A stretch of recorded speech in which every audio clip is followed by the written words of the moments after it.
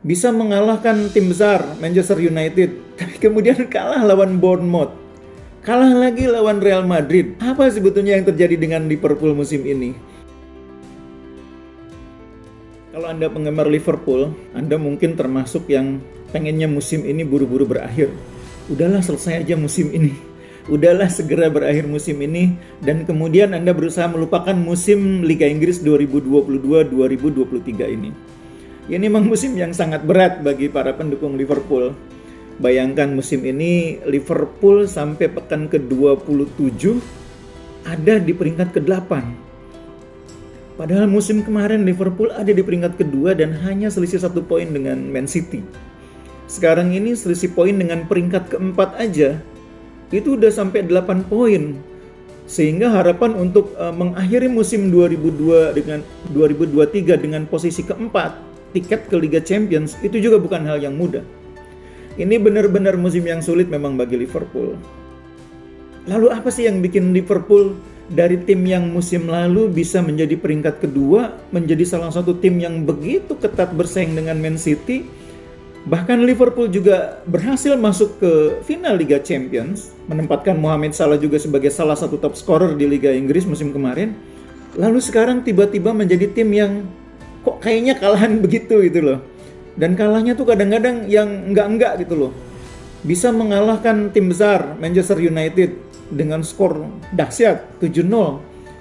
Tapi kemudian kalah lawan Bournemouth. Kalah lagi lawan Real Madrid.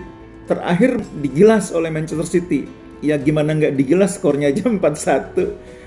Apa sebetulnya yang terjadi dengan Liverpool musim ini?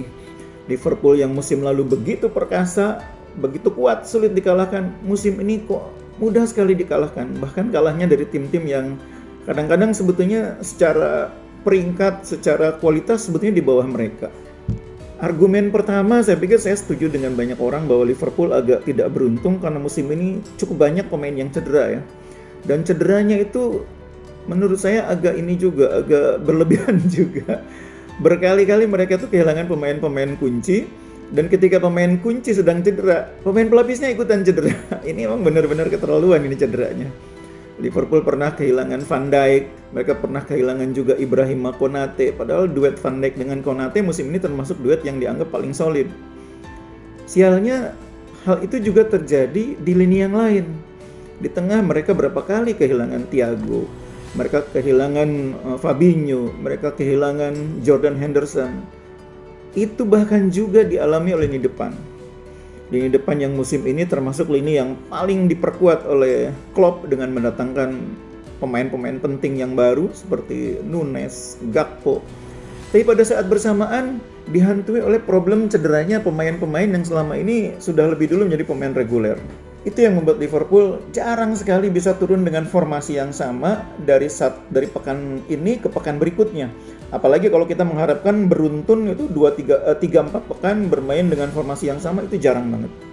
Jadi faktor pertama memang harus diakui, Liverpool mengalami problem dengan cedera yang terlalu sering terjadi dan itu menghinggapi pemain-pemain kuncinya yang sayangnya tidak siap di cover oleh pemain-pemain pelapisnya. Menurut saya Liverpool ini agak tipis lapisannya di lapangan tengah. Memang beberapa pemain muda yang disiapkan ya di lapangan tengah. Ada Harvey Elliott, ada Curtis, ada juga Bajcetic. Tapi kualitas mereka menurut saya belum cukup siap untuk menjadi andalan ketika pemain seperti Fabinho, ketika Henderson, ketika Thiago tidak bisa dimainkan. Mereka masih butuh waktu. Itu yang membuat lapangan tengah Liverpool musim ini seringkali juga menjadi salah satu titik yang sering dieksploitasi oleh lawan. Yang kedua, menurut saya, musim ini juga Liverpool berhadapan dengan persoalan kurang performnya pemain-pemain kunci ya. Saya pikir pemain-pemain yang musim kemarin, musim-musim sebelumnya sangat luar biasa, musim ini terlihat menjadi pemain yang berbeda, menjadi pemain yang kayak biasa-biasa aja, bahkan di beberapa momen kelihatan kok kayak pemainnya yang kelasnya bukan Liverpool gitu ya. Kita sering melihat bagaimana penampilan misalnya ya, contohnya bek kanan Trent Alexander-Arnold. Kadang-kadang ini membingungkan. Trent ini kayak lupa bagaimana cara bermain ala Liverpool. Bagaimana melakukan high pressing tapi harus cepat juga turun ke belakang. Bagaimana aktif membantu serangan tapi jangan sampai sektor kanannya itu bocor. Beberapa kali Trent melakukan itu. Akibatnya duet back tengah, siapapun yang dimainkan seringkali harus sibuk mengcover kebocoran di posisinya Trent Alexander-Arnold itu. Robo, Andy Robertson, back kiri yang biasanya luar biasa, itu musim ini juga menjadi agak kesulitan, agak menurun performanya juga, karena secara keseluruhan lini pertahanan sering berganti-ganti.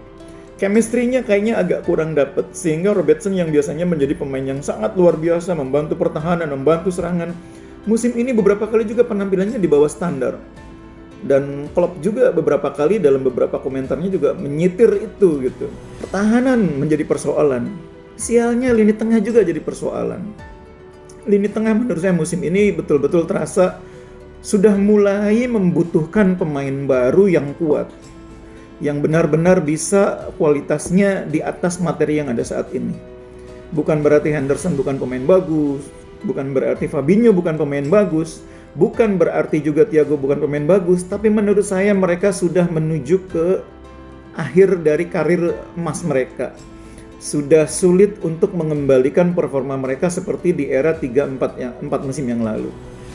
Itulah sebabnya menurut saya sangat penting bagi Liverpool untuk musim ini, di akhir musim ini, itu memperkuat tidak hanya lini pertahanan, tapi juga lapangan tengah. Lapangan tengah butuh pemain sekelas Jude Bellingham yang akan membuat lini tengah ini punya pemimpin, punya pemain yang bisa diandalkan sebagai jangkar di lapangan tengah. Fabinho sudah sangat menurun. Henderson kurang pas main sebagai gelandang jangkar ya di posisinya Fabinho. Butuh pemain yang kelasnya di atas itu, dan itu menurut saya sekelas Jude Bellingham. Atau minimal pemain lain tapi yang kelasnya nggak terlalu jauh dengan Jude Bellingham. Tapi kan selama ini Liverpool kan memang berusaha untuk mendekati Bellingham, dan menurut saya itu harus sangat serius direalisasikan. Lini depan sebetulnya malah nggak terlalu masalah dari segi materi. Lini depan tuh sudah dilakukan investasi yang cukup baik dengan mendatangkan Darwin Núñez, Gakpo. Hanya saja pemain ini datang ke tim ketika performa tim sedang menurun, sehingga kualitas Gakpo, kualitas Darwin Núñez itu seolah-olah nggak kelihatan. Padahal dua pemain ini pemain yang bagus. Saya sih percaya kalau misalkan lini tengahnya semakin kuat, kemudian lini belakangnya kembali solid, pemain seperti Núñez, pemain seperti Gakpo itu akan mampu menunjukkan kualitasnya. Ya kita memang tidak lagi bisa berharap banyak dari Mo Salah ya. Mo Salah ini kan pemain yang fenomenal memang ya. Musim kemarin bisa menjadi top scorer dengan 23 gol. Musim ini 12 gol juga dia peroleh dengan susah payah karena memang permainan tim secara keseluruhan sedang tidak maksimal. Makanya kalau kita mau melihat Salah kembali tampil maksimal, itu kuncinya bukan hanya bukan hanya lini depannya harus bisa sebaik ketika masih ada Firmino, sebaik ketika masih ada Sadio Mane, tapi juga lini tengah dan belakangnya harus kuat. Karena strategi main Liverpool dengan high pressing itu memang risikonya juga besar.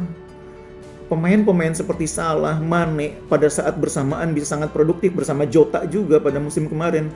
Salah 23 gol, Sadio Mane 16 gol, Jota 15 gol. Itu karena support dari tengah dan belakangnya kuat. Dan itu yang musim ini tidak begitu terlihat. Nah, kita tidak bisa berharap lagi Salah mungkin akan seproduktif itu ya, karena cara mainnya Darwin Núñez, cara mainnya Gakpo itu berbeda jelas. Dan Salah juga sekarang sudah mulai menuju ke bisa dibilang menuju ke akhir masa keemasannya, sehingga kita justru pembelian Gakpo, pembelian Núñez itu sebetulnya tepat karena Salah juga sudah di ujung karir. Mane juga ketika dijual juga sebetulnya memang sudah mulai menuju ke akhir karir. Kita tinggal punya Luis Diaz dan satu lagi Jota yang sebetulnya secara kemampuan masih bisa diharapkan. Jadi depan tuh nggak ada masalah.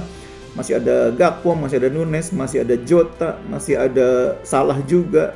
Dan itu akan membuat lini depan Liverpool musim depan mungkin bisa kembali menggigit kalau tengah dan belakangnya diperbaiki. Nah, pertanyaannya sekarang, bisakah Liverpool sampai akhir musim ini mengamankan minimal tiket Liga Champions? Tantangan yang luar biasa menurut saya.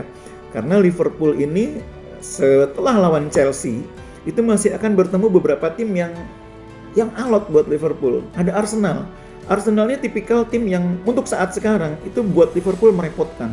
Karena mereka bermain cepat, mereka mengandalkan serangan-serangan balik dari sayap yang mematikan, dan Liverpool selalu kesulitan melawan tim-tim seperti itu. Arsenal punya pemain-pemain cepat di dua sisi sayapnya, pemain-pemain muda seperti Bukayo Saka itu akan sangat merepotkan bagi Liverpool. Liverpool masih akan ketemu juga dengan tim-tim lain seperti Tottenham Hotspur. Bahkan masih ketemu tim-tim tradisional yang cara mainnya tuh ngerepotin buat Liverpool. Ada Brentford di sana, ada Aston Villa di sana. Jadi memang musim ini memang betul-betul akan menjadi musim yang sangat berat bagi Liverpool. Dan kalau sampai mereka tidak berhasil mendapatkan tiket Liga Champions akhir musim 2022-2023 nih, udahlah jangan terlalu disalahin Jurgen Klopp. Memang musim ini materinya tidak mendukung strateginya dia, dan Klopp harus memulai merombaknya pada musim 2023-2024. Jadi lupakan musim ini, berharap yang terbaik untuk musim 2023-2024. You will never walk alone.